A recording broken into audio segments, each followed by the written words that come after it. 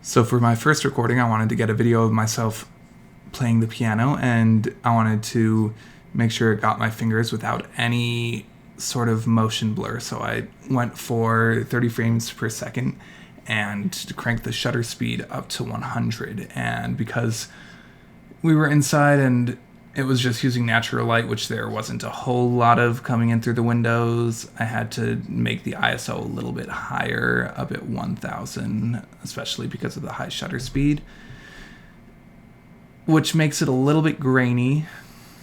And the light was pretty cold as well, so the white balance ended up being at 7000K, and I had no control over my aperture because I'm just using my phone.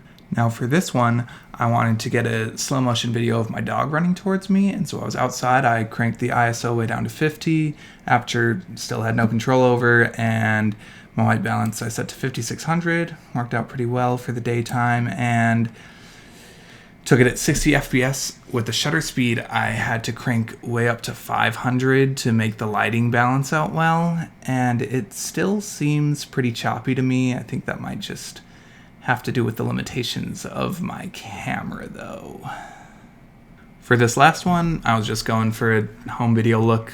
I went 30 frames per second, the shutter speed of 60 per second.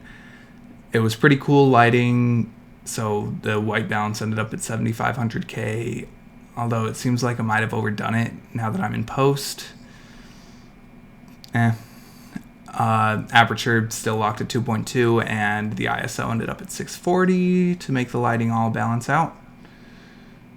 I think it turned out pretty good.